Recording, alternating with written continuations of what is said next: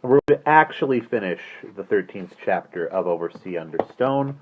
The video got cut off due to too much data stored on my phone. So Simon is concerned about the tide as they are making their way along the beach. They found an area that was already waist deep and over Barney's head, and we'll pick up from there. It'd be over Barney's head in no time, Jane blanched, and looked ahead at her younger brother, now scrambling on all fours. Oh, Simon, do you think we should have left him behind? Simon grinned. I'd like to have seen you try. Don't worry, it's all right, just as long as we watch the tide. Looking back, Jane suddenly realized how far they had come. They stood now on the rocks at the very tip of the headland. The small, distant sounds of the land no longer drifted out from the beach, and there was nothing but the gentle sigh of the sea. It was almost as if they were cut off already. Then Barney yelled in excitement, Hey, look, quick, come here, I found it! He was standing close to the cliff, some yards ahead, almost hidden by a rock. They could see him pointing toward the cliff face. In an instant they had forgotten the tide, and they jumped and slithered over pools and rocks toward Barney, bladder-wrack popping under their feet like machine-gun fire. It's not very big, he called as they came up. Simon and Jane saw the deep cleft in the rock only when they were very close. It was not the kind of cave that they had pictured in their minds. Narrow and triangular, it rose barely high enough for Barney to stand upright inside, and they themselves would certainly have to crouch to go in. Rough boulders lay heaped round the entrance, and water dripped from wet green weed coating the roof. They could not see very far inside. Jane said doubtfully, Are you sure this is it? Of course it is, Barney said positively. There couldn't be more than one. I don't see why not. Neither do I, Simon said. But I think this is the one all right. Look up above. You can just see a sort of green triangle at the top of the cliff where the grass grows over the edge of the rocks. We must be almost directly in line with the place where the hole comes up out there. Jane looked and looked down again quickly, shaken by the unnerving height of the cliff leaning over them out of the sky. I suppose so. Barney peered into the darkness. It isn't a cave at all, really. Just a hole, like at the top. Poof! He sniffed critically. It smells all seaweedy and salty, and the sides are all wet and green and dripping. Good job we're wet already. I don't like it, Jane said suddenly, staring hard at the dark entrance so small in the vast massive cliff. What do you mean you don't like it? It gives me the creeps. We can't go in there. You can't, you mean, Simon said. You'll have to keep watch in case the tide turns, but I can. What about me? Barney demanded indignantly. I found it. Do you want to? Said Jane in horror. With the Grail in there, who wouldn't? Be much better if I tried, he said persuasively to Simon. I'm the smallest, and it's jolly narrow. You might get stuck and never get out again. Oh, don't, said Jane.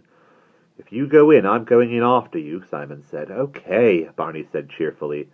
He had been so unutterably relieved ever since he found himself free of the clutches of the sinister Mr. Hastings that nothing else in comparison seemed frightening at all.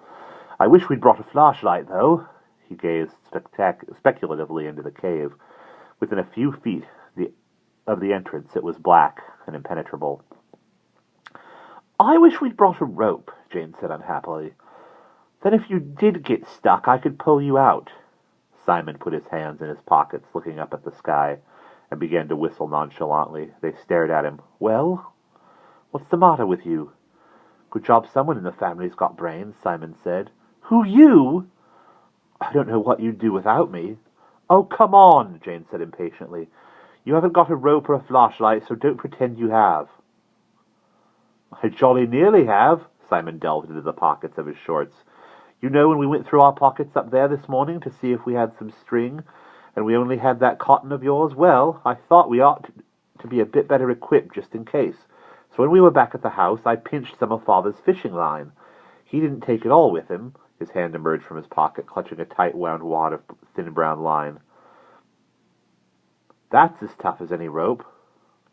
I never thought of that, Jane said with a new respect. I've got that old bit of candle, too, But I bet you haven't still got your matches, Jane groaned. No, I haven't. They were in my duffel and I left it at home. Oh, bother. I thought you would, Simon said, and with a smug flourish of a conjurer he produced a box of matches and the candle stump from his shirt pocket. Then his face fell. Oh, gosh, they've got wet. They must have been splashed when I slipped into that pool. The wick of the candle is soaking. It won't do any good.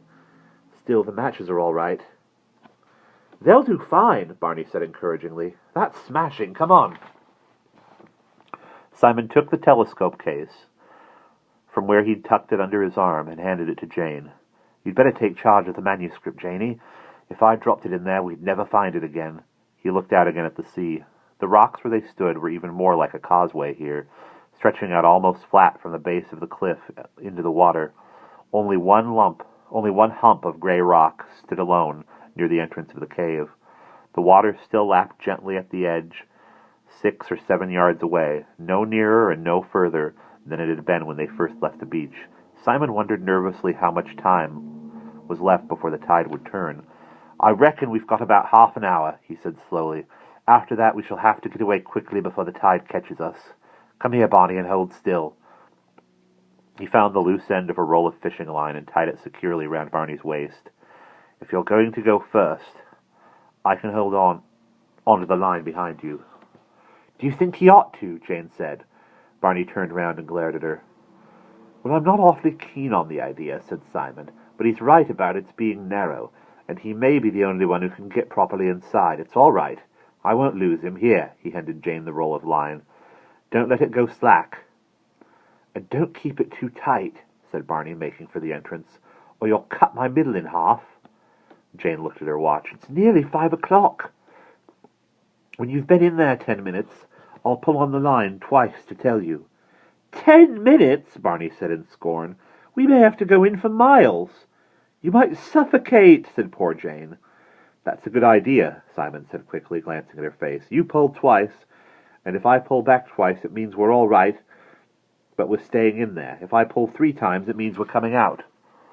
And if I pull 3 times, it means you've got to come out because the tide's turned. Fine, and 4 pulls from either end means a distress signal.